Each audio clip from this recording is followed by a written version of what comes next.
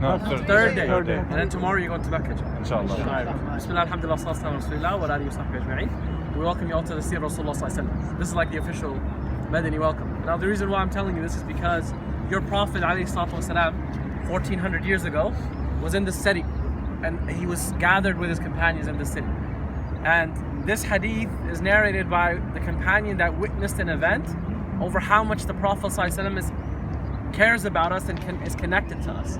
The Prophet ﷺ looked at his companions and he said, my companions, سَيَأْتِيكُمْ أَقْوَامٌ يَطْلُبُونَ الْعِلْمِ فَإِذَا رَأَيْتُمُوهُمْ فَقُولُوا لَهُمْ مَرْحَبًا مَرْحَبًا بِوَصِيَّةِ رَسُولِ اللَّهِ وَاخْنُوهُمْ. Which means, Prophet ﷺ said that, oh my companions, there will come to you, in a narration of Abu Sa'id, my followers from distant horizons, faraway lands.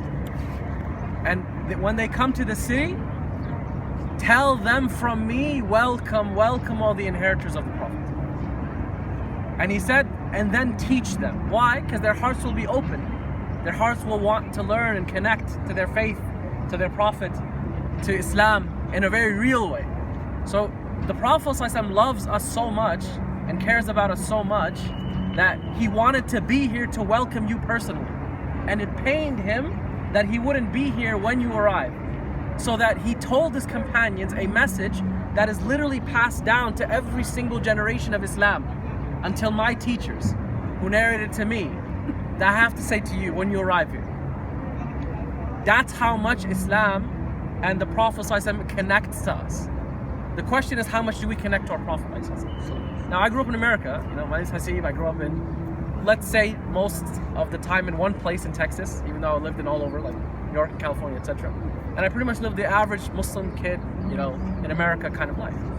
Played basketball in high school, went to university, and the idea is when I first came here was in my senior year in high school. And just like you all, the first time that you come here, or the 18th or 20th time that you come here, it always feels the same, right? And you come here, you see the beautiful architecture, you see the peaceful nature of the city, you see the marble flooring, the fluorescent lighting, you see the Muslims, and you tell yourself, you probably told yourselves, this is where the Prophet lived. This is where he cried. This is where his homes were. This is where the life events of his life happened, where he laughed, where he spent time with his family. So you connect in that way, but the question is where? Where did those locations physically take place? And that's a question I asked myself. Because in America, there is a real problem, and that is connecting to our Prophet ﷺ in a very real way. If somebody curses the Prophet, you all would stand up in Islamophobia and all kinds of things, right? You would speak up. But how many of us know actually who the Prophet is? And that's what I had to ask myself. And I told myself, honest answer, no, I didn't know that much about the Prophet ﷺ. So I spent the past 11 years of my life studying his life on site, where his life took place, where the Quran was physically revealed, where was his homes, where are the homes of the companions. And that is what this tour is.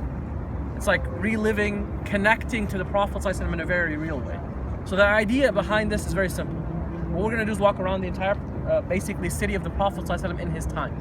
Okay? And I'll point out to you certain places where the life of the Prophet physically occurred, where he lived, and also some of the homes of the companions, and some of the places where the Quran was physically revealed. Why? For one reason. So you can connect to your faith and your Prophet in a very real way. This is no longer Sunday school theory.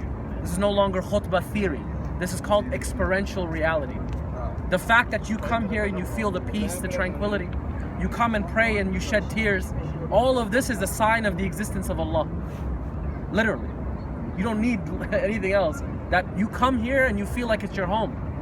There's a spiritual, divine presence here based on the barakah of the Prophet ﷺ. There's no doubt about it, right? So that is why I've had people here who were atheists, I'm not joking with you, from America, who questioned Islam, who came to Hajj to find what Islam is and the reality of it, and they left back believers. Literally, in the Masjid of the Prophet. The doubts and all these rational struggles that all of us go through. But when you come here and you experience it, this is now experiential reality. You're experiencing Islam. You look around you and you're like, this is kind of how things should be, right? In general. Alhamdulillah.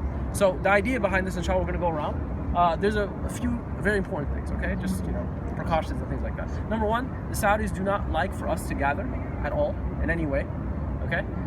So there will be people that will come and maybe tell us to go. So all we do is get up and go. There'll be sometimes somebody will pull you aside and say, who's this guy and where is he from and all that other stuff. So that happens too. All right. As far as it's concerned, I am with you all from America. Is that understood? Yeah. I'm an imam with you all from America. I don't any other questions beside that. I'm with you all from wherever you say. Is that understood? That happens often.